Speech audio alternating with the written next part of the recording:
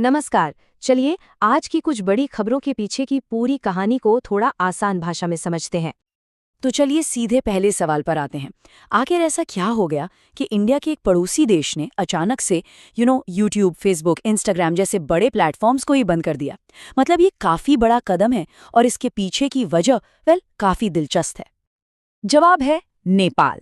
जी हाँ, नेपाल सरकार ने एक्स, फेसबुक, यूट्यूब और इंस्टाग्राम समेत पूरे 26 सोशल मीडिया प्लेटफॉर्म्स पर बैन लगा दिया है। ये फैसला बिल्कुल अचानक आया और इसने जाहिर है कई सवाल खड़े कर दिए हैं। और यहीं पर बात दिलचस्प हो जाती है। देखिए इस बैन के पीछे ना दो बिल्कुल अलग अलग कहानियां सुनने को मिल रही हैं। एक तरफ नेपाल सरकार कह रही है कि इन कंपनियों को रजिस्ट्रेशन के लिए 4 बार डेडलाइन दी गई, लेकिन उन्होंने रूल्स फॉलो नहीं किए। सिंपल। लेकिन दूसरी तरफ विपक्ष का आरोप कुछ और ही है। उनका कहना है कि ये सब 2025 में राजशाही को वापस लाने के लिए जो आंदोलन होने वाला है ना, उससे जुड़ी आवाजों को दबाने की कोशिश है। तो एक तरफ नेपाल में सोशल मीडिया बैन हो रहा है और दूसरी तरफ भारत के लिए इंडियन ओशन में एक बड़ी जियोपॉलिटिकल डेवलपमेंट हो रही है। सवाल ये है कि मलेशिया और इंडोनेशिया के बीच में जो एक पतला सा समुद्री रास्ता है, जिसे मलक्का स्ट्रेट कहते हैं, वो अचानक से भारत के लिए इतना जरूरी क्यों बन गया? अच्छा, पहले तो ये समझ लेते हैं कि ये मलक्का स्ट्रेट आखिर है क्या। देखिए, ये मलेशिया और इंडोनेशिया के सुमात्रा आइलैंड के बीच एक 930 किलोमीटर लंबा समुद्री चैनल है।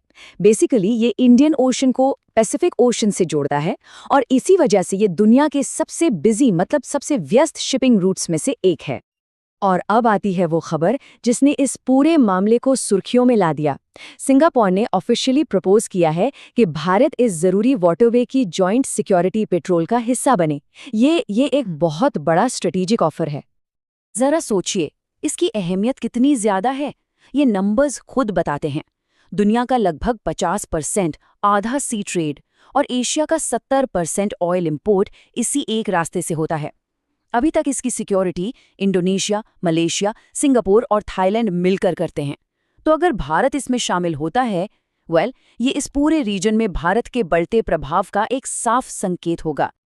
ठीक है, तो समंदर की सुरक्षा से अब जमीन की सुरक्षा पर आते हैं, मतलब फूड सिक्योरिटी की बात करते हैं। हम जानते हैं कि भारत एक कृषि प्रधान देश है। तो सवाल यह है कि विदेशी फर्टिलाइजर्स पर जो हमारी इतनी ज्यादा निर्भरता है, उससे निपटने के लिए भारत कर क्या रहा है? और इसका जवाब है एक बहुत बड़ी टेक्नोलॉजिकल ब्रेक थ्रू। भारत ने पहली बार अपनी इंडिजिनस यानी देश में ही बनी पानी में घुलनशील फर्टिलाइजर टेक्नोलॉजी डेवलप कर ली है। और ये कमाल किया है सॉल्युबल फर्टिलाइजर इंडस्ट्री एसोसिएशन ने। इसको आसान भाषा में समझने के लिए थोड़ा फर्टिलाइजर्स के टाइप्स को देख लेते हैं। एक होता है स्ट्रेट, जिसमें सिर्फ एक न्यूट्रिएंट होता है, जैसे यूरिया। फिर होता है कॉम्प्लेक्स, जिसमें 2 या उससे ज्यादा न्यूट्रिएंट्स होते हैं। फिर आती है स्पेशलिटी कैटेगरी, जिसमें एडवांस टेक यूज होती है, बिल्कुल इस नई वाटर सॉल्युबल टेक्निक की तरह। और आखिर में ऑर्गेनिक, जैसे कि गोबर की खाद। लेकिन ये टेक्नोलॉजी इतनी जरूरी क्यों है? इसके अंदाजा आप इस एक फैक्ट से लगाइए। भारत अपने एनपीके फर्टिलाइजर का 95% हिस्सा चीन से इंपोर्ट करता है, सिर्फ 5% यहाँ बनता है। अब आप सोचिए, ये नई देसी टेक्नोलॉजी इस निर्भरता को कम करने में कितना बड़ा एक क्रांतिकारी कदम साबित हो सकती है। चलिए अब टेक और इकोनॉमी से निकलकर थोड़ा इतिहास के पन्नों को पलटते हैं।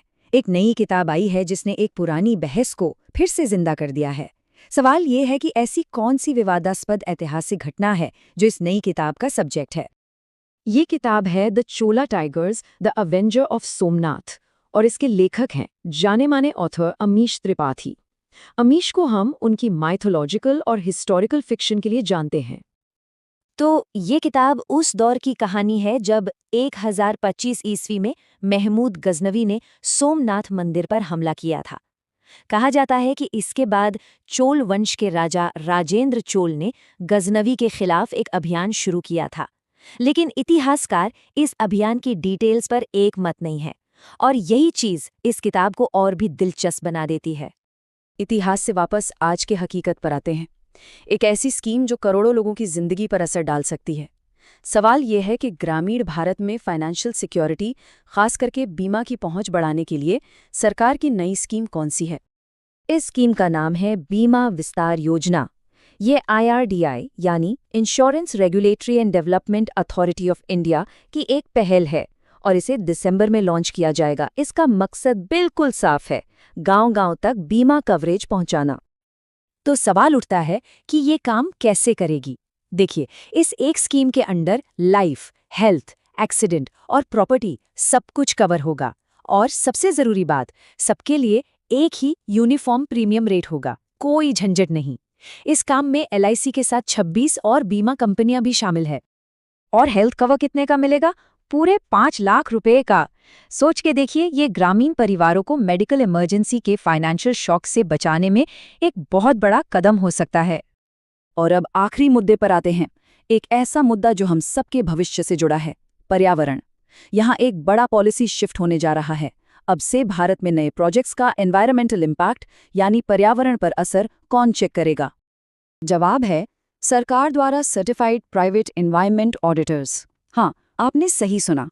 अब प्राइवेट सेक्टर से ऑडिटरों की एक नई श्रेणी बनाई जाएगी जो इन प्रोजेक्ट्स का ऑडिट करेंगे। ये बदलाव एनवायरनमेंट ऑडिट रूल्स 2025 के तहत किया जा रहा है, जो एनवायरनमेंट प्रोटेक्शन एक्ट 1986 के अंडर बनाए गए हैं। मूल रूप से इसका मकसद स्टेट पोल्यूशन कंट्रोल बोर्ड्स की मदद करना है, ताकि प्रोजेक्ट्स का मूल्यांकन तेजी से और बेहतर ढंग से हो सके। तो आखिर में सवाल यही उठता है कि क्या ये प्राइवेट ऑडिटर्स पर्यावरण संरक्षण को और मजबूत करेंगे, या फिर इससे ऑडिट प्रोसेस में कॉन्फ्लिक्ट ऑफ इंटरेस्ट मतलब हितों के टकराव का एक नया खतरा पैदा होगा? ये एक ऐसा सवाल है जिस पर सोचने की जरूरत है। तो आज के लिए बस इतना ही। अगली बार फिर मिलेंगे, कुछ और ऐसे ही जरूरी मुद्दों की गहराई में उतरेंगे। धन्यवाद।